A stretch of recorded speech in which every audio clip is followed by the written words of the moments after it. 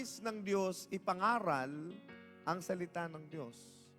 Pero ang sabi dito ni Apostol Pablo, makikitang ebidensya.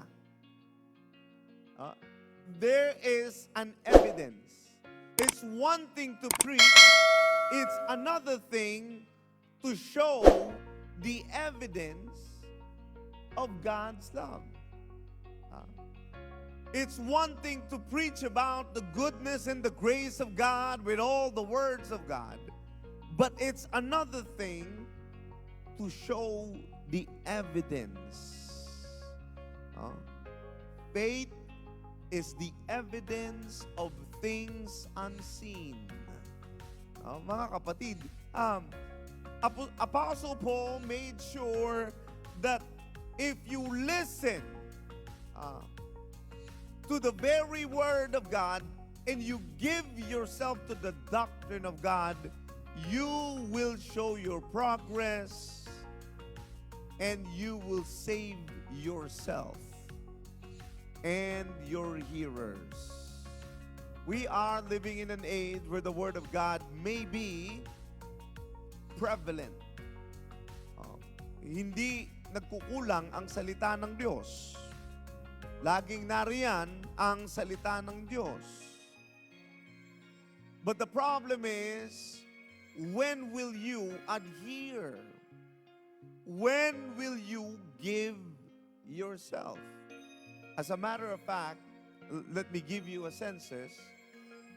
There are many people that goes to church on Sunday. Amen.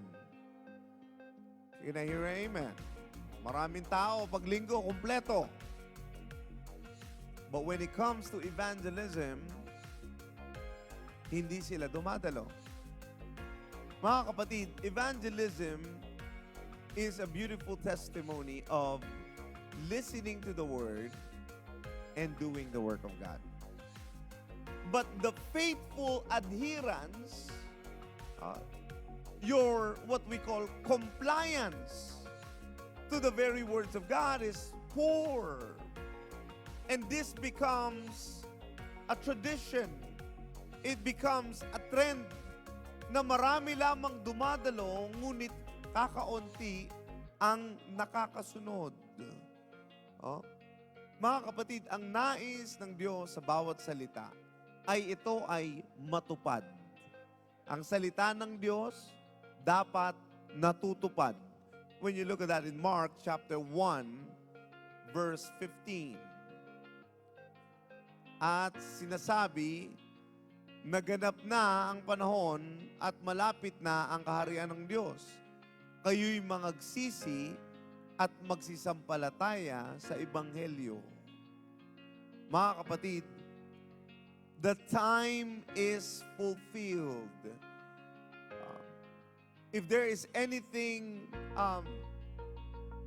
that will happen and is about to happen, it is none other than the very words of God He has spoken. Lahat ng sinabi ng Diyos nangyayari. Walang salita ng Diyos na hindi nangyayari. Ang salita ng Diyos ay hindi nag-uudyok lamang. Ito ay pinangyayari. That's why the first job of the Spirit of God, kung sa bawat salita ng Diyos ay mayroong Espiritu, ang unang trabaho ng Espiritu ay mag-udyok, gumawa. No? You cannot be filled with the Word of God and not be filled with the conviction of the Spirit of God. Nariyan ang salita ng Diyos na nag-uudyok at yung naudyukan ay inilalapit. Hinihila ka na gumawa ng mabuti. Tuwing ikaw ay nakakarinig ng salita ng Diyos, dinadala ka nito sa mabuti. Sige, subukan nyo lang makinig ng salita ng Diyos. Araw-araw, kung ang napapakinggan mo ay salita ng Diyos, lalong bubuti ang iyong pagkatao. Alam natin na masama ang panahon at masama ang ating kinalalagyan, ngunit kung pupunuin mo ang iyong sarili ng kabutihan ng Diyos, bubuti ang iyong pagkatao.